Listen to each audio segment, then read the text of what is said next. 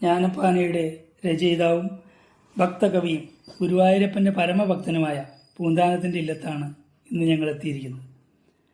മലപ്പുറം ജില്ലയിൽ പെരിന്തൽമണ്ണയ്ക്കടുത്ത് നിലമ്പൂർ റോഡിൽ ഒരു 10 കിലോമീറ്റർ ചെല്ലുമ്പോൾ തന്നെ ഞങ്ങൾ റോഡ് സൈഡിൽ തന്നെ ഇല്ലത്തിൻ്റെ ബോർഡ് കണ്ടു. ഇപ്പോൾ നമ്മൾ കണ്ട ആ ഗേറ്റ് പണ്ട് വരുമ്പോൾ ഇല്ല കേട്ടോ, ഇത് പുതിയത് വെച്ചതാണ്. ആദ്യം ഞങ്ങൾ വന്നത് കുറച്ച് അകത്തേക്ക് കയറിയിട്ട് ഉള്ളൊരു വഴി കൂടെയാണ്.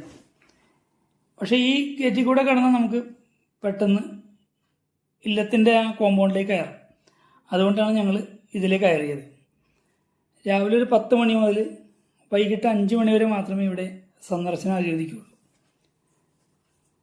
ഇപ്പോൾ നമ്മുടെ ഇല്ലം ഗുരുവായൂർ ദേവസ്വത്തിൻ്റെ കീഴിലാണ്. കുറച്ച് നാളുകളായിട്ട് അങ്ങനെ തന്നെയാണ്. ഞങ്ങൾ ചെല്ലുമ്പോൾ അവിടെ വിജയദശമിക്ക് കുട്ടികളെയൊക്കെ എഴുത്തിനിരുത്താനുള്ള ഒരുക്കങ്ങൾ നടക്കുകയായിരുന്നു. ഒരുപാട് ആൾക്കാർ വരുന്നുണ്ട് കേട്ടോ. അവിടെ ഒരുപാട് ആൾക്കാർ ഇവിടെ വന്ന് പോകാറുണ്ട്. ഇവിടെ വരുന്നവർ മിക്കവരും ഇല്ലത്തിനകത്ത് കയറിയിരുന്ന് ജ്ഞാനപ്പാനയൊക്കെ വായിച്ചതിന് ശേഷം ആയിട്ടാണ് ഉച്ചയാകുമ്പോഴൊക്കെയാണ് പോകാറ്.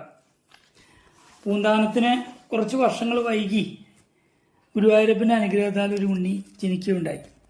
ആ ഉണ്ണി ഇവിടെ അന്നപ്രാശത്തിൻ്റെ അന്ന് ഇവിടെ വെച്ച് മരിക്കുകയും ചെയ്തു. ഇതിൻ്റെ ദുഃഖത്താൽ പൂന്താനം ഈ ഇല്ലത്തിരുന്നാണ് ചരിത്രപ്രസിദ്ധമായ ജ്ഞാനപ്പാന രചിച്ചത് എന്നാണ് പറയപ്പെടുന്നത്. ഐതിഹ്യത്തിൽ പറയുന്ന പോലെയുള്ള സ്ഥലങ്ങളൊക്കെ ഇവിടെയുണ്ട്. പക്ഷേ ഇതിനകത്ത് ഫോട്ടോ വീഡിയോ ഒന്നും ഇല്ലത്തിനകത്ത് എടുക്കാനുള്ള അനുവാദമില്ല. ഇല്ലത്തിൻ്റെ മുൻവശത്ത് ഒരു സ്ഥലം കെട്ടിയിട്ടുണ്ട്. ഇങ്ങനെ ഇപ്പോൾ അത് ടൈലൊക്കെ ഇട്ട് ഇങ്ങനെ കെട്ടിയിട്ടുണ്ട്. പണ്ട് ഞങ്ങൾ ഇത് വരുന്ന സമയത്ത് ഇവിടെ നിറച്ചും തുളസി ചെടികളായിരുന്നു.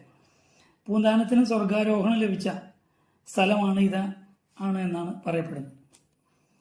ഈ പുണ്യസ്ഥലത്താണ് ഭഗവാൻ മഹാവിഷ്ണു പ്രത്യക്ഷപ്പെട്ടതും പൂന്താനത്തിനെ സ്വർഗത്തിലേക്ക് കൂട്ടിക്കൊണ്ടുപോയതായും ഐതിഹ്യങ്ങൾ സൂചിപ്പിക്കുന്നു. ഇല്ലത്തിനുള്ളിൽ തിരുവന്താംകുന്നിലമ്മയുടെ സാന്നിധ്യമുണ്ട്. പ്രായാധിക്യം കാരണം